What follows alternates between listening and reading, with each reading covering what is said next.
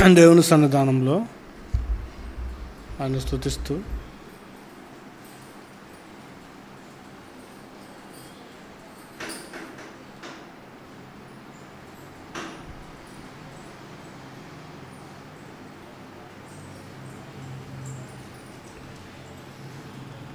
ప్రార్థన చేసుకుని వాక్య సందేశంలోనికి వెళదాం. ప్రార్థన చేసుకుందాం. పరిశుద్ధుడా, మహోన్నతుడా, సర్వోన్నతుడా, దయగలిగిన తండ్రి, కృప కలిగిన రాజా, మీ ఉన్నతమైన పవిత్రమైన గణనామానికి స్తుతులు స్తోత్రాలు తండ్రి. కొద్ది నిమిషంలో మీ వాక్యాన్ని ధ్యానించి వాటిని అర్థం చేసుకునే భాగ్యాన్ని ధన్యతను మాకు అనుగ్రహింపచేసి నడిపించమంటూ క్రీస్తు వారి ఉన్నతమైన నామములో ప్రార్థించడికి వేడుకుంటున్నాం మా పరమ తండ్రి, ఆమేన్. దేవుని పరిశుద్ధ లేఖనాలను మనం ధ్యానం చేసుకున్నట్లయితే కనుక ఈ పునరుద్ధాన రోజున సన్నిధానంలో నుండి కొన్ని మాటలను ఆలోచిద్దాం. దేవుడు తన వాక్యాన్ని మనకు అనుగ్రహింపచేసింది, లేదా క్రైస్తవులుగా మనం బ్రతకాల్సింది ఎందుకు అని అనుకుంటే, బైబిల్ గ్రంథంలో దేవుడు మనకి ఎందుకు ఇచ్చాడంటే కనుక పరిశుద్ధులుగా బ్రతకడానికి కొరకే, పరిశుద్ధులుగా మనము జీవించడానికి కొరకే. పరిశుద్ధత అనేది చాలా ప్రాముఖ్యమైనది. ఈ పరిశుద్ధత కొరకు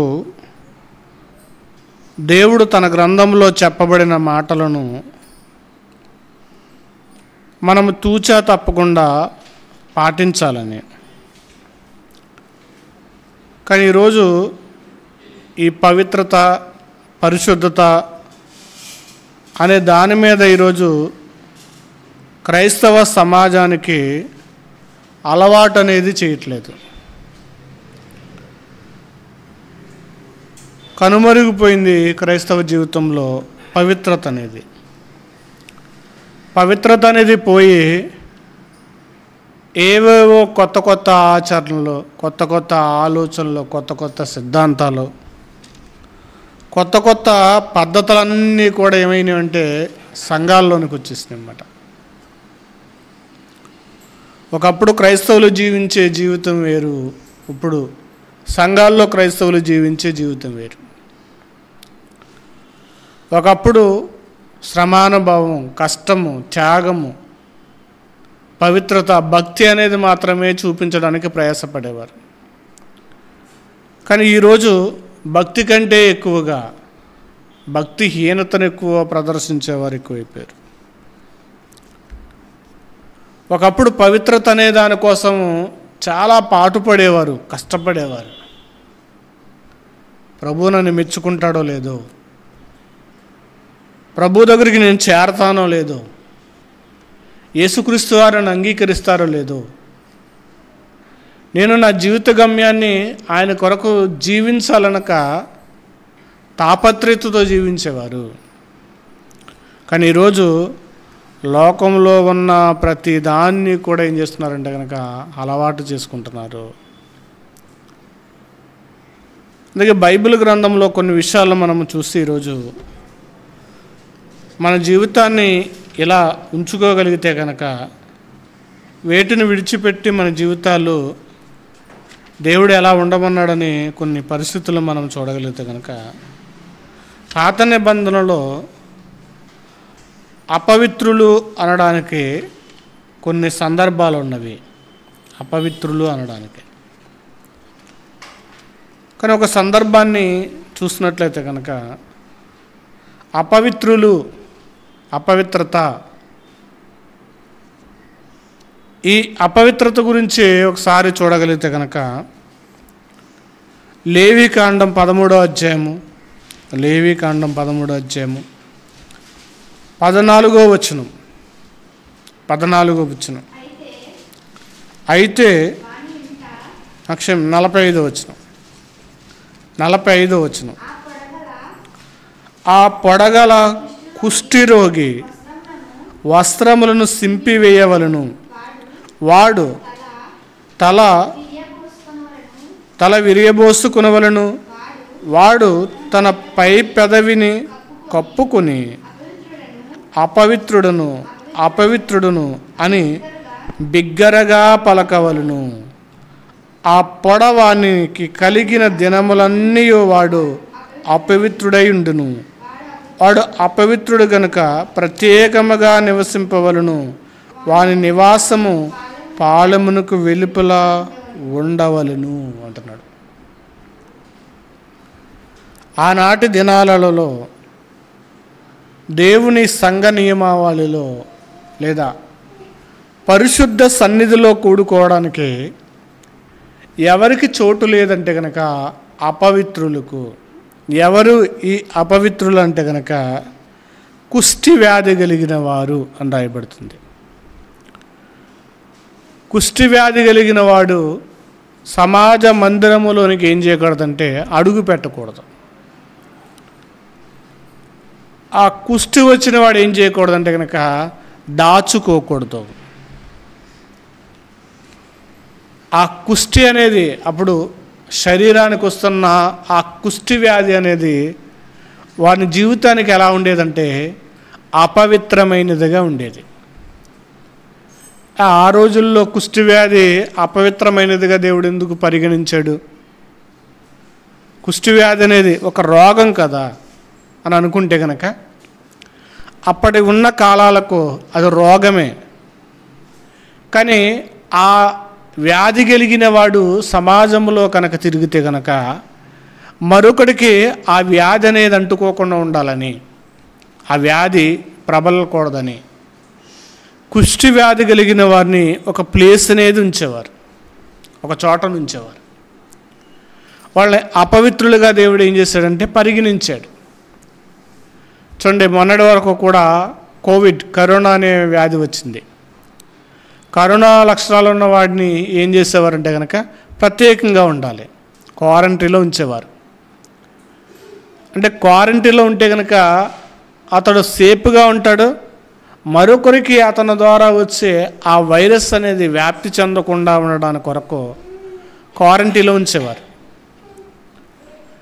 మరి పాత నిబంధనలో కూడా ఆ కుష్టి వ్యాధి వచ్చిన వాడిని కూడా క్వారంటైన్లో ఉంచాలి, ప్రత్యేకంగా ఉంచాలి. పాలెం వెలుపల ఉండాలి, బయట ఉండాలి. అంటే పాలెం దగ్గరికి ఎప్పుడు కూడా జనసందోహం అనేది ఎక్కువగా వస్తుంటుంది. ఇప్పుడు కుష్టి వ్యాధి కలిగిన వాడు వాళ్ళతో కలుస్తుంటే కనుక వాళ్ళకు కూడా ఆ వ్యాధి సంక్రమించే అవకాశం ఉంటుంది. కాబట్టి మరి అప్పుడున్న ఆ వ్యాధి లక్షణాలను బట్టి వైద్యం అనేది మరి ఆ రోజుల్లో మరి వారికి అందిందో లేదో తెలియదు పూర్తిగా. కాబట్టి దేవుడు ఏం చేశాడంటే కుష్టి వ్యాధి కలిగిన వారిని ప్రత్యేకంగా ఉండాలి. ప్రత్యేకంగా ఉండటం వల్ల ఇతరులకు ఆ రోగం సోకే అవకాశం ఉండదు. లేదు కుష్టి వ్యాధి పర్లేదు కదా అని అంటే కనుక వాడు ఏం చేస్తాడు, విచ్చలవిడిగా తిరిగి మరొక నలుగురికి మరో కొంతమందికి అంటించే అవకాశం ఉంటుంది. కాబట్టి దేవుడు ఆ వ్యక్తిని ఏం చేస్తాడంటే కనుక ఇదిగో అపవిత్రుడు అని పిలిచేవాడు. అపవిత్రుడు అంటే కనుక ఎవరి దగ్గరికి చేరకూడదు, ఆ వ్యాధి అనేది వాళ్ళకి అంటుకోకుండా ఉండడానికి కొరకు. వారు కొన్న ఆ కుష్టి వ్యాధి అనేది ఏం చేయకూడదంటే దాచుకోకూడదు, యాజకుడికి తెలియచేయాలి. అందుకే యేసుక్రీస్తు ప్రభుల వారి దగ్గరికి 10 మంది కుష్టి రోగులు వచ్చినప్పుడు మీరు వెళ్ళి యాజకునికి కనుపరుచుకో అంటాడు. యాజకులు కనుపరుచుకోండి మీకున్నది కుష్ట కాదా ఏంటనేది. యాజకుడు చూసి అతనుకున్న కుష్టి ఫడ ఆ మచ్చ అయితే కనుక గుర్తించి ఇది అతడికి కుష్టి వ్యాధి ఉంది కాబట్టి తన వస్త్రాన్ని చింపి వేసుకుని ఇదిగో ప్రత్యేకంగా ఉండాలి. ఇప్పుడు ఆ వ్యక్తికి వచ్చిన ఆ అపవిత్రత అనేది దాచుకోకూడదు, అపవిత్రత అనేది దాచుకోకూడదు, యాజకుడికి చూపించాలి. చూపిస్తే యాజకుడు అతన్ని ప్రత్యేకంగా ఉంచిన తర్వాత దేవుడు అతని పట్ల కనికరపడితే కనుక ఒకవేళ ఆ కుష్టి వ్యాధి పోతే అప్పుడు అతడు మరలా సమాజంలో జీవించే అవకాశం అనేది ఉండాలని మోషేకి దేవుడు నియమించాడు. కానీ ఈరోజు అపవిత్రత అనేది ఏం చేస్తున్నారంటే కనుక దాచుకుంటూ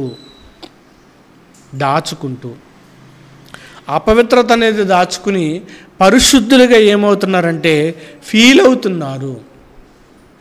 పరిశుద్ధత కొరకు పాటుపడండి అని ప్రభు చెప్పిన మాటలు, పౌలు గారు మాట్లాడిన మాటలు కానీ, పరిశుద్ధులగట్టగా దేవుడు మిమ్మల్ని పిలిచాడు, అపవిత్రులుగా ఉండుటకు దేవుడు మిమ్మల్ని పిలవలేదు అని అంటే, అపవిత్రత అనేది దాచుకుని పరిశుద్ధత అనేది ఏం చేస్తున్నారంటే కనుక ఫీల్ అవుతున్నారు. పరిశుద్ధత లేకపోయినా కానీ పరిశుద్ధత అనేది ఏం చేస్తున్నారంటే కనుక ఫీల్ అవుతున్నారు. పరిశుద్ధత ఫీల్ అవటం వల్ల అపవిత్రత ఉన్నదా లేదా అనేది, లేదా ఉన్న సంగతిని మర్చిపోయి ఏం చేస్తున్నారంటే కనుక సలామణిగా జీవిస్తున్నారు. అపవిత్రత నాకు లేదు, లేదా అపవిత్రత నేను ఎవరికి చెప్పుకోకూడదు అని జీవించడం వల్ల ఏమవుతున్నారంటే కనుక వాళ్ళని ఫాలో అవుతున్న వారు కూడా అపవిత్రతగానే జీవిస్తున్నారు. చూడండి, కొన్ని విషయాలు మనం చూడగలిగితే కనుక లోకాసు వార్త 11వ అధ్యాయము, లోకాసు వార్త 11వ అధ్యాయము 39వ వచనం. లోకాసు వార్త 11:39. అందుకు ప్రభు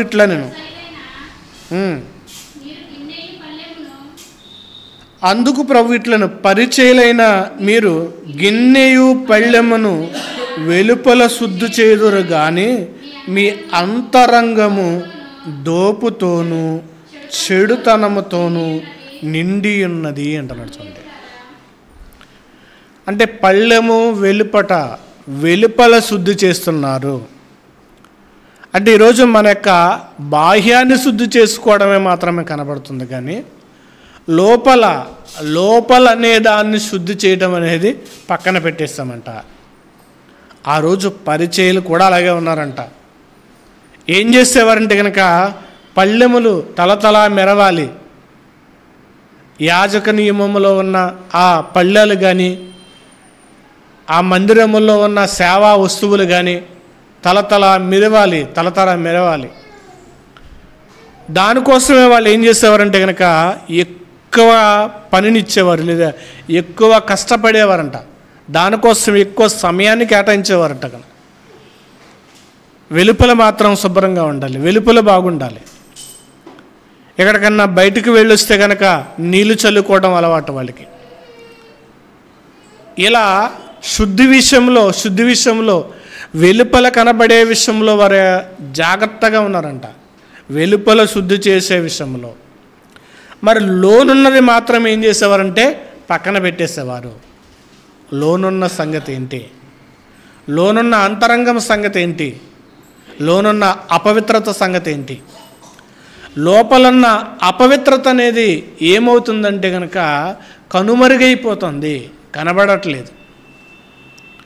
బాహ్యంగా బాగున్నామా, బాహ్యంగా బాగా మాట్లాడుతున్నామా, బాహ్యంగా బాగా చెబుతున్నామా, ఇది మాత్రమే కనపరుచుకోవడానికి, ఇది మాత్రమే చూపించుకోవడానికి ఎక్కువ ఏం చేస్తున్నారంటే కనుక ప్రయాసపడుతున్నారు.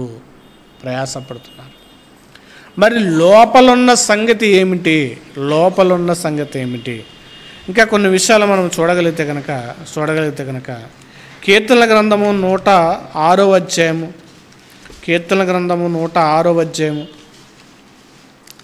39వ వచనం.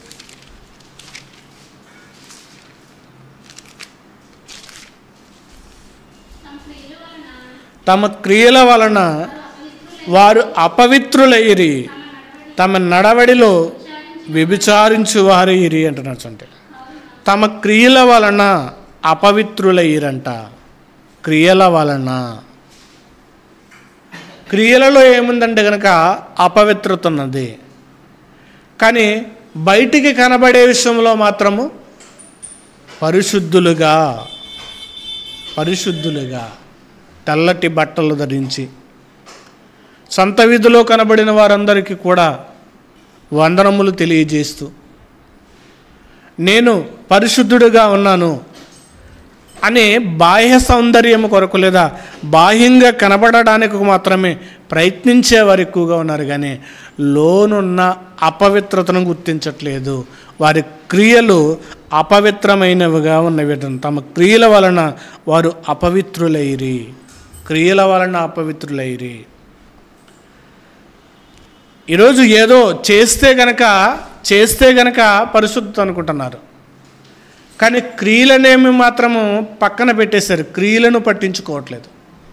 నా క్రియలు ఎలా ఉన్నాయి, నేను ఎలా జీవిస్తున్నాను, ఎలా మాట్లాడుతున్నాను, ఎవరో లేనప్పుడు నేను ఎలా జీవిస్తున్నాను, ఆ జీవితం కొరకు నేను ఏం చేయాలి అని ఆ క్రియల గురించి ఏం చేయట్లేదంటే కనుక అసలు పట్టించుకోవట్లేదు, క్రియలను పట్టించుకోవట్లేదు. పైకి కనిపించే విషయంలో అందుకే అంటున్నాడు, పైకి భక్తి గల వారై ఉండి దాని శక్తిని ఆశ్రయించిన వారు గుదురు అంటాడు. పైకి భక్తి గలవారుగా ఉంటున్నారు, దాని శక్తి అనేది ఏం చేయట్లేదంటే కనుక ఆశ్రయించట్లేదు.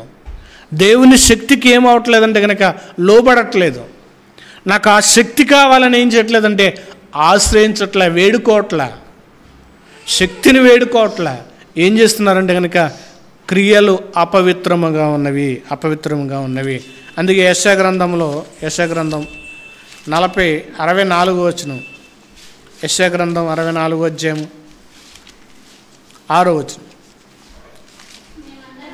మేమందరము అపవిత్రుల వంటి వారమైతే మా నీతి క్రియలన్నీ కూడా మురికి గుడ్డవలాయను నాయను అంటున్నాడు. నీతి క్రియలన్నీ కూడా మురుకుగడ్డగా ఉన్నామంట. నీతి క్రియలు అనేవి ఎలా ఉన్నామంటే మురికి కంపుగా వస్తున్నవి దేవునికి. అపవిత్రులమై వంటి వారమైతేమి అంటున్నాడు. అపవిత్రులై వంటి వారమైతేమి. మరి అపవిత్రులు ఏం చేయకూడదంటే కనుక సమాజంలో అప్పుడు సలామణి అవ్వకూడదు. అపవిత్రులు ఏం చేయకూడదంటే కనుక ఇదిగో వెలుపల ఉండాలి. ఎక్కడంటే కనుక దేవుని మందిరముకు వెలుపట ఉండాలి. కానీ ఈరోజు అపవిత్రులు కూడా ఏం చేస్తున్నారంటే కనుక దేవుని సన్నిధానంలో పాలు పంచుకుంటున్నారు. అందుకే ఇర్మీయా గ్రంథము 23వ అధ్యాయము 11వ వచనం, ఇర్మీయా గ్రంథం 23వ అధ్యాయము 11వ వచనంలో, ప్రవక్తలేమి యాజకులేమి అందరును అపవిత్రులు, నా మందిరంలో వారు చెడుతనము నాకు కనబడును, ఇదే యెహోవా వాక్కు అంటున్నాడు. యాజకులేమి ప్రవక్తలేమి అందరూ నా మందిరములో అపవిత్రులుగా ఉన్నారు, నా మందిరములో చెడుతనము నాకు కనబడుతుంది అంటున్నాడు. దేవుడు కంప్లైంట్ చేస్తున్నాడు. అపవిత్రులు అనేది ఎక్కడుండాలంటే కనుక పాలెము వెలుపల ఉండాలి ఒకప్పుడు. కానీ ఇప్పుడు ఎక్కడికి వచ్చిందని దేవుడు కంప్లైంట్ చేస్తున్నాడంటే కనుక మందిరములోకి వచ్చింది.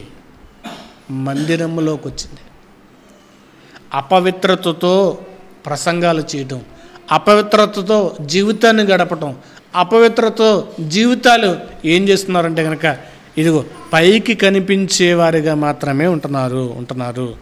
అందుకే ఇలాపవాక్యములు 4:14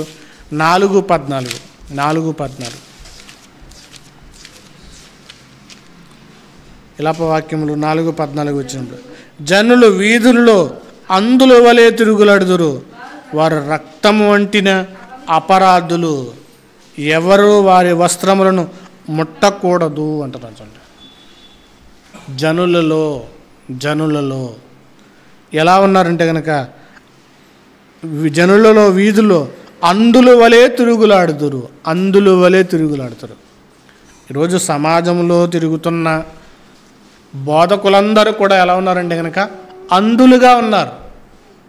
తమ స్థితిని కానలేని వారుగా, తన అపవిత్రతను గుర్తించలేని వారుగా అందులుగా జీవిస్తున్నారు. పవిత్ర కొరకు ప్రయాసపడాలని కానీ లేదా పవిత్ర కొరకు పాటుపడాలని కానీ లేదు. అపవిత్రులుగా జీవిస్తూ అనేకులను ఏం చేస్తున్నారంటే కనుక అపవిత్రులుగా మార్చేస్తున్నారు. దేవుని వైపుకు వాళ్ళని మళ్లించాలన్న ఆలోచన లేదు. వారి యొక్క సన్మార్గంలో నడిపించుకుంటూ వారి యొక్క ఆలోచనలో నడిపించుకుంటూ అపవిత్రులుగా మార్చేస్తున్నారు. అదే చెప్తున్నాడు అన్నమాట.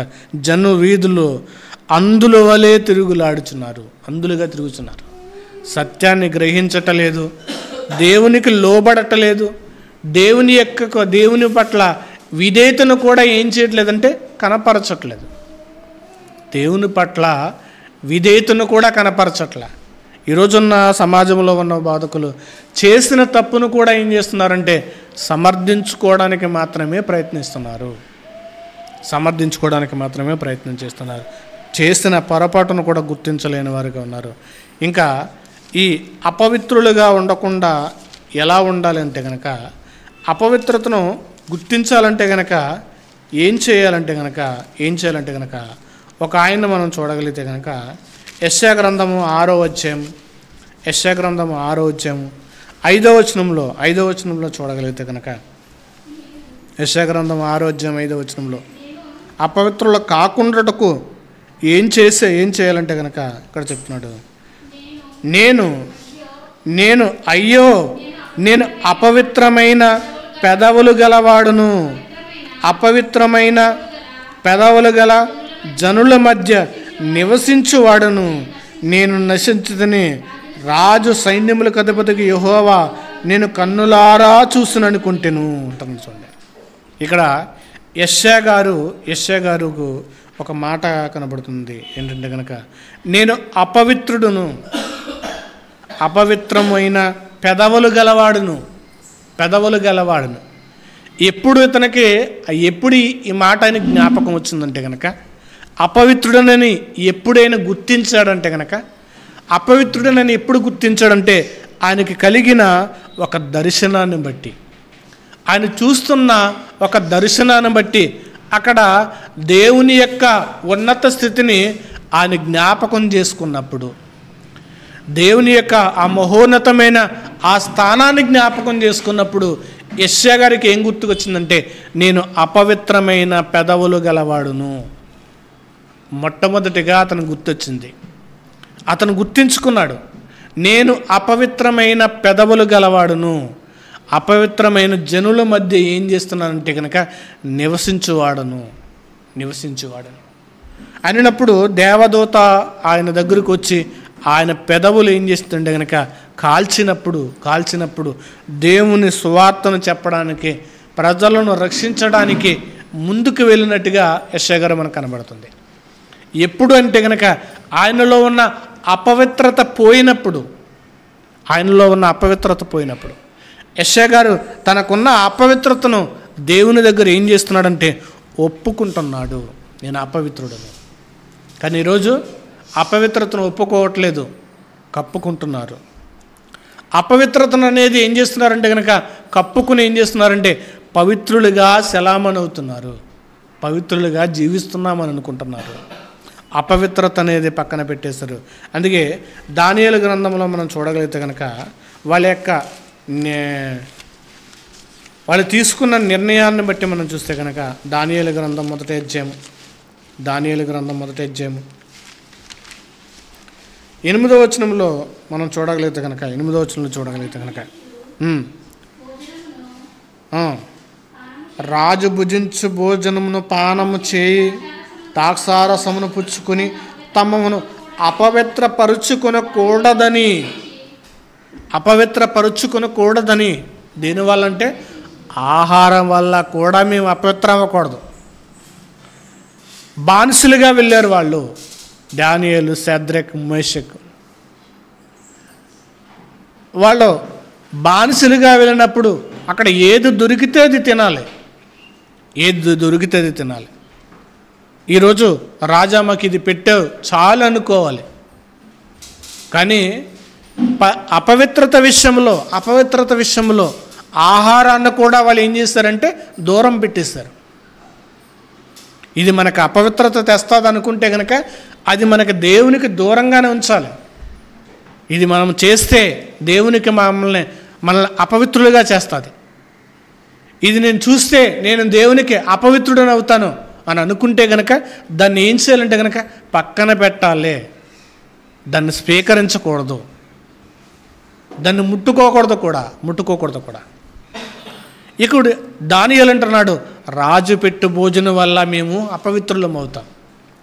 రాజు పోసిన ఆ ద్రాక్షారసం వల్ల మేము అపవిత్రులు పరుచుకోకూడదు. మా దేహమును మేము ఎంచకూడదంటే అపవిత్రపరుచుకోకూడదు. వాళ్ళకున్న నిబ్రత, వాళ్ళకున్న నిజాయితీ, వాళ్ళకున్న ధీమా ఏంటో చూడండి. మేము దేవుని ఎదుట ఎక్కడ ఉన్నా, ఏ స్థలములో ఉన్నా మేము ఏం చేయకూడదంటే కనుక అపవిత్రత అనేది మాకు రాకూడదు. మేము అపవిత్రులుగా ఉండకూడదు. మన నీతిక్రియలు దేవునికి అపవిత్రంగా కనపడకూడదు. మన నీతిక్రియలు దేవునికి మురికిగా కనపడకూడదు.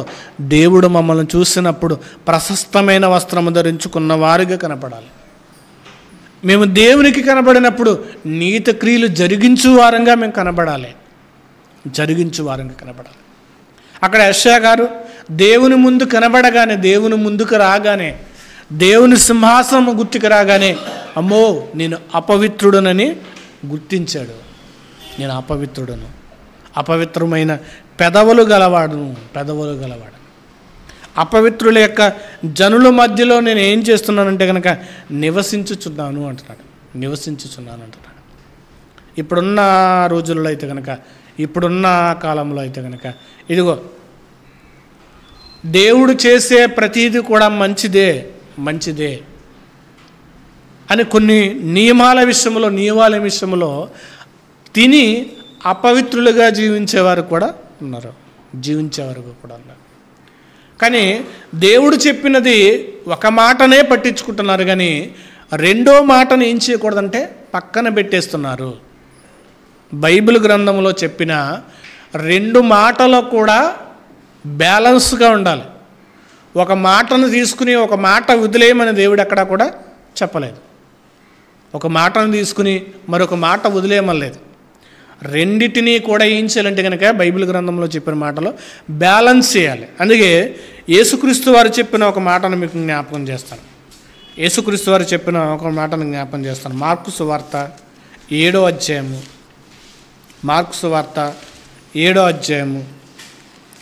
15వ వచనం నుండి, వెలుపల నుండి లోపలికి పోయినది మనుషుని అపవిత్రునిగా చేయగలిగినది ఏదీ లేదు, కానీ లోపల నుండి బయలు వెళ్ళినవే మనుషుని అపవిత్రపరుచుతున్నవి. ఇక్కడ చాలామంది ఏం చేశారంటే కనుక తినేదేది కూడా మనిషిని అపవిత్రపరచదు కదా. లోపలకు తోసేయండి, ఏదైనా తోసేయండి, ఏది మనిషిని అపవిత్రపరచదు. కానీ లోపల నుండి వస్తుంది కదా బ్రావని, అదే అపవిత్రపరుస్తుందని ఏం చేశారంటే తిని విషయంలో ఏం చేశారంటే కనుక ఈరోజు అపవిత్రులైపోతున్నారు. తినే విషయంలో కూడా అపవిత్రులైపోతున్నారు. ఇంకా తినే విషయంలో ఈరోజు ఎన్ని వచ్చాయంటే చాలా వచ్చినవి. ఫేస్బుక్ చూస్తున్నప్పుడు తినే విషయంలో, ఆరోగ్య విషయంలో చెప్తారు, ఇది చెయ్యాలి, ఇది మంచిది, దీని కొరకు ఇవి తినండి. చాలా వస్తుంటాయి, చూస్తుంటాను. ఇవి చేస్తే కనుక పొట్ట తగ్గుతుంది అంటారు, కానీ అవి చేసినంతరాన్ని ఏమీ తగ్గదు. చాలా వచ్చేసినాయి. ఇవి తినడం మంచిది, ఇవి తాగడం మంచిది. ఆరోగ్య విషయంలో లేదా ఆహార నియమ విషయంలో చాలా వచ్చేసినవి. ఆహార నియమావళి విషయంలో చాలా తీసుకుంటున్నారు, కానీ మరి ఆత్మీయ నియమావళికి మాత్రం ఏం చేస్తారంటే పక్కన పెట్టేస్తారు. ఆరోగ్య నియమావళిని పాటించాలి, ఎందుకని ఇంకొక 1000 సంవత్సరాలు బ్రతికేతాం కదని ధీమా. ఆరోగ్య విషయంలో ఇంకా 1000 సంవత్సరాలు బ్రతకాలి ధీమా మనిషికి. ఒరే, మనిషి జీవితకాలం అల్పకాలము అని దేవుడు చెప్తే కనుక ఆ అల్పకాలంలో ఈ అంతరంగ జీవితం లేదా ఆత్మీయ జీవితం అనేది ఎలా ఉండాలనే దానికోసం మాత్రం మనిషి పక్కన పెట్టేశారు. కూటి కోసమైతే మనిషి జీవితం చాలా బ్యాలెన్స్డ్గా ఉంటున్నారు. కూటి కొరకు విషయంలో, ఆరోగ్య విషయంలో ఆరోగ్యంగా ఉండొద్దని నేను చెప్పట్లేదు, కానీ ఆరోగ్య విషయంలో తీసుకునే శ్రద్ధ కంటే అంతరంగ విషయంలో శ్రద్ధ అనేది చాలా జాగ్రత్త ఉండాలి. ఆరోగ్య విషయంలో జాగ్రత్త తీసుకుంటున్నారు, ఓకే. ఆరోగ్యంగా ఉన్నవాడు చనిపోతున్నాడు. మంచి బలాన్ని ప్రదర్శించి మంచి బలమైన ఫుడ్ తిన్నవాడు కూడా హార్ట్ అటాక్ వచ్చి కుప్పకూలిపోతున్నాడు. కానీ ఇంతలో కనబడే అంతలో మాయమైపోయేది ఆవిరి వంటిదని దేవుడు చెప్పిన మాటలు కూడా మర్చిపోయి ఆరోగ్యం మీద ఈరోజు మనసు పెట్టి లోనున్న అపవిత్రత కొరకు ఏం చేస్తారంటే కనుక సిమెంటుతో ఏం చేస్తారంటే సమాధి కట్టేస్తారు, దానికి కనబడకుండా. గోడ కాదు, సిమెంటుతో ఏం చేస్తారంటే గోడ కట్టేశారు. యేసుక్రీస్తు ప్రభులు వారు ఇక్కడ చెప్పినది ఏంటంటే, వెలుపల నుండి లోపలికి పోయినది మనిషిని అపవిత్రపరచదు. నువ్వు తినేదాని వల్ల అపవిత్రత రాదు, కానీ నువ్వు తినేదాని వల్ల కాదు, నువ్వు చేసేదాని వల్ల, నువ్వు పలికే మాటల వల్ల, నీ లోపల ఉన్న ఆ కుతంత్రాల వల్ల, లోపల ఉన్న ఆ కుయుక్తుల వల్ల లోపల నుండి నీకు ప్రారంభం అవుతుంది. లోపల నుండి ప్రారంభం అవుతుంది. అందుకే దావీదు అంటాడు, నా అంతరింద్రియములు రాత్రిపూట నాకు ఏం చేస్తుందంటే కనుక బోధిస్తుంది, నాకు బోధిస్తుంది. కలహాన్ని రేపుతుంది, మత్సరాన్ని రేపుతుంది, ఈ భిన్నమైన ఆలోచనలు ఏం చెప్తుందంటే రేపుతుంది. ఆ రేపుతున్నది ఏంటంటే కనుక అపవిత్రతను మనకు తీసుకొస్తుంది. అంటే ఇదిగో దేవుడు ఏది తినినా పర్లేదు అన్నాడు కాదని తినటం ప్రారంభించి లోపల నుండి వచ్చేదాన్ని ఏం చేశారంటే పక్కన పెట్టేస్తాం. తినకపోయినా బ్రతుకుతాం, తిన్నా బ్రతుకుతాం. తినడం అంటే ఎంత తినాలి?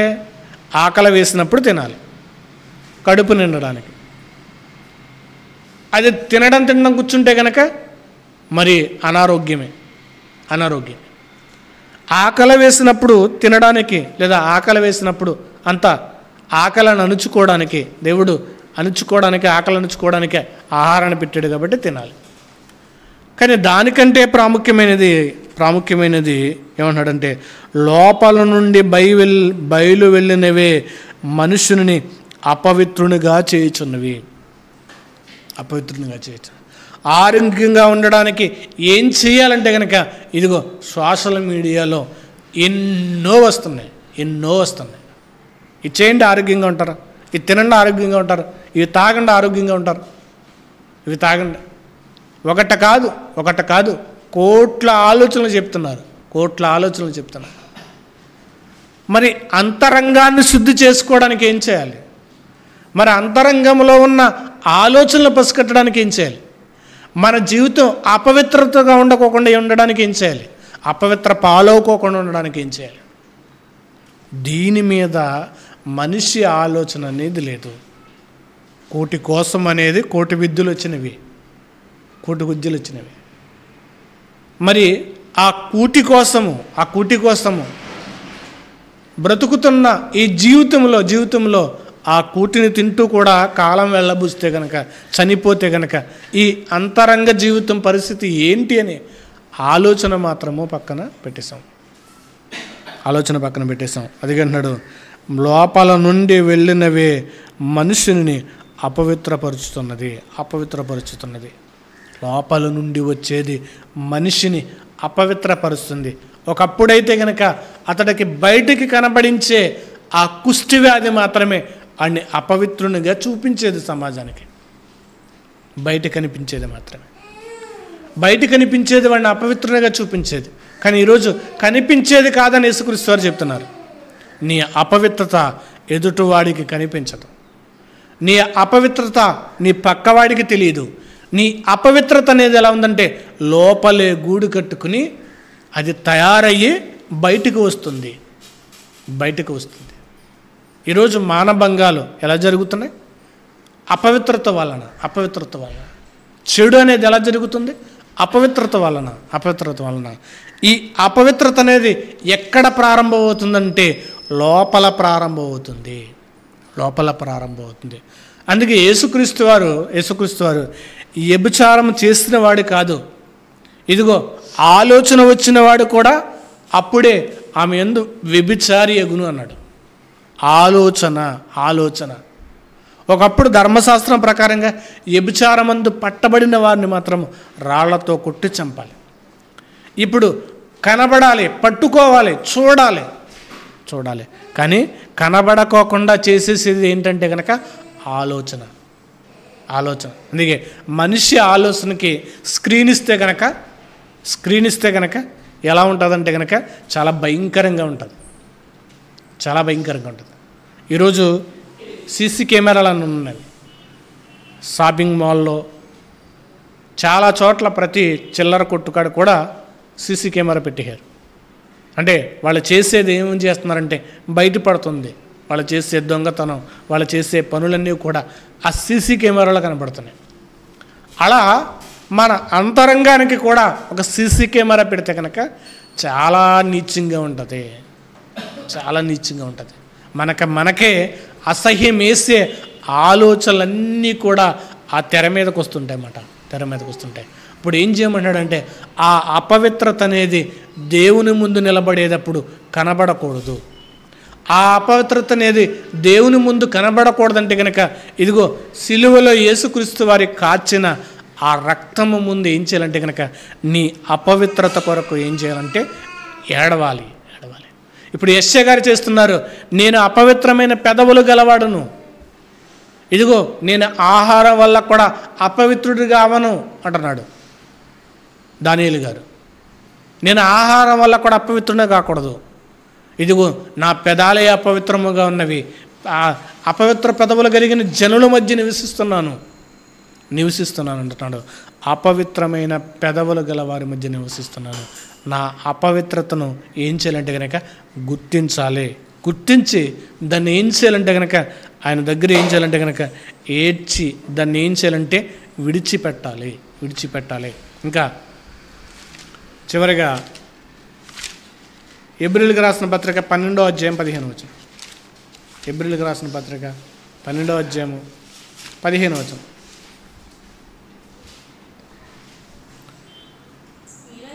మీలో ఎవడైనాను దేవుని కృపను పొందకుండా తప్పిపోవునేమని చేదైన వేరు ఏదైనా మొలిచి కలవరపరచుట వలన అనేకులు అపవిత్రులైపోదురేమో అనొచ్చు. చేదైన వేరు మనకు జీవితంలోనికి వస్తే కనుక ఏమవుతామంటే అపవిత్రులైపోతాం. కాబట్టి ఏం చేయన్నాడంటే శోధించుకోండి అంటున్నాడు. శోధించుకోండి. ఇంకా కీర్తనకారుడు అంటారు అంతరంగములో. అందుకే దావీదు గారు ఏం చేస్తాడంటే కనుక 51వ కీర్తన కీర్తన గ్రంథం 51 అధ్యాయం 51వ కీర్తన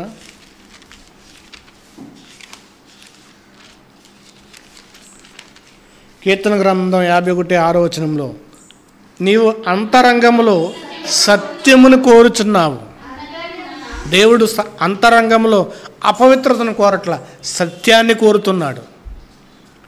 ఆ అంతరంగము ద్వారా ఆయనకి మనం కృతజ్ఞతలు ఇవ్వాలి, కృతజ్ఞతాస్తుతులు చెల్లించాలి. ఆ అంతరంగాన్ని మనం ఎప్పుడు కూడా పవిత్రంగా ఉంచుకోవాలి. అన్న రక్తము ద్వారా కడగబడి పవిత్రమైన ఆలోచన కలిగి ఏం చేయాలంటే మనం జీవించాలన్నాడు. నువ్వు అంతరంగంలో సత్యమును కోరుచున్నావు, అంతరంగంలో నాకు జ్ఞానము తెలియచున్నది, నేను పవిత్రుడగినట్లు ఈ సోపుతో నా పాపములు పరిహరింపుము, ఎముము కంటే నేను తెల్లగా నుండినట్లు నీవు నన్ను కడుగుము అన్నాడు. చూడండి, నేను పవిత్రుడనగినట్లు నన్ను కడుగు. మనం పవిత్రులాగాలంటే ఏం చేయాలంటే కనుక కడగాలి. దేవుడే మనల్ని కడగాలి. మన అంతరంగాన్ని కూడా ఏం చేయాలంటే కడగాలి. అందుకే అంటాడు గాయములు చేయు దెబ్బలు చెడుతనాన్ని పోగొడుతుందని సామెతల గ్రంథం 20వ అధ్యాయం అంటాడు. గాయములు చేయి దెబ్బలు అంటే మనం ఎప్పుడు కూడా విశాలతలోనికి రాకపోతే మనం స్వేచ్ఛగా ఉండడానికి, లేకపోతే మనము విచ్చలవిడిగా ఉండడానికి ప్రయత్నం చేయకూడదు. దేవుని యొక్క ఆలోచనలో అణిగి మణిగి ఉండాలి. దేవుని యొక్క క్రియలలో మనము నడుచుకుంటూ ఉండాలి. అలా ఉండినప్పుడు దేవుడు మన యొక్క జీవితాన్ని ఏం చేస్తాడంటే కనుక పవిత్రపరుస్తాడు. అపవిత్రత కొరకు మనం ఏం చేయకూడదంటే కనుక దేవుని ముందు వేడవాలి, కన్నీళ్ళు విడవాలి, ప్రార్థించాలి. దేవునితో మన జీవితాలు ఏం చేయాలంటే కనుక బ్యాలెన్స్డ్గా జీవించాలి. దేవుడు లోపలికి పోయేది అపవిత్రపరచదు, కానీ తినే విషయంలో మనం జాగ్రత్తగా ఉంటున్నాం. అపవిత్రత వస్తున్న దాని కొరకు కూడా మనం ఏం చేయాలంటే మరీ జాగ్రత్తగా ఉండాలి. అపవిత్రత వస్తున్న దాని కొరకు. అందుకు కనుమరుగైపోతున్న పవిత్రత, ఈరోజు పవిత్రత అనేది కనుమరుగైపోతుంది. అన్నీ వచ్చేస్తున్నాయి. లోకములో ఉన్న అలవాటులు, ఆచారాలు, లోకంలో ఉన్న పద్ధతులు అన్ని క్రైస్తవులకి ఏమైపోయినవి అంటే కనుక అలంకరణ అయిపోయినవి. లోకంలో ఉన్నవి అలంకరణ అయిపోయినాయి. లోకంలో చేయదగినవి, చేయకూడనివి కూడా అలవాటు అయిపోయినాయి. కానీ పవిత్రత అనేది మాత్రం ఏమైపోయిందంటే కనుక సమాధి అయిపోయింది, కనబడట్లేదు. కాబట్టి దేవుడు కోరుకుంటున్నది ఏంటంటే మన అపవిత్రత పోయి పవిత్రత అనేది దేవుని నుండి మనకి రావాలి. ఆ పవిత్ర గల వారంగా ఉండాలని కోరుకుంటూ నా మాటలు ముగిస్తున్నాను. ప్రార్థన చేసుకుందాం.